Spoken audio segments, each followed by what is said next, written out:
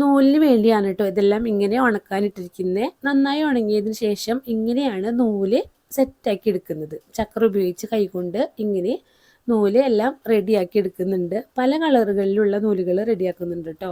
ഓരോ ക്ലോത്തിനനുസരിച്ചിട്ടും ഓരോ കളറുകളാണ് ചുറ്റിയെടുക്കുന്നത്. അപ്പോൾ അടിപൊളിയായിട്ട് കാണേണ്ട ഒരു സംഭവം തന്നെയാണ്. നല്ല ക്ഷമയോട് കൂടെ തന്നെ ചെയ്യുന്നൊരു ജോലിയാണ് കേട്ടോ ഇത്. അങ്ങനെ നൂലെല്ലാം ചുറ്റിയെടുത്തതിന് ശേഷം ക്ലോത്താക്കി മാറ്റുകയാണ്. ഇങ്ങനെ വെച്ചിട്ട് ഇത് വേറൊരു മെഷീനാണ്. ഇതിൽ വേറെ ഒരു ക്ലോത്താണ് സെറ്റാക്കി എടുക്കുന്നത്. ഇവിടെ വേറെയാണ് കേട്ടോ. ഇത് കാലുകൊണ്ട് പ്രവർത്തിപ്പിക്കുന്നതും കൈകൊണ്ട് തന്നെ ഒപ്പം തന്നെ സെറ്റാക്കി കൊടുക്കുകയും ചെയ്യുന്നുണ്ട്. ഓക്കെ, പല കളറുകളിലും നമുക്ക് കാണാൻ കഴിഞ്ഞു കേട്ടോ. അടിപൊളിയായിരുന്നു. നല്ല സൗണ്ടാണ് കേട്ടോ അവിടെ. ഇതെല്ലാം സെറ്റാക്കി എടുക്കുന്നിടത്ത് ഭയങ്കര സൗണ്ടാണ്.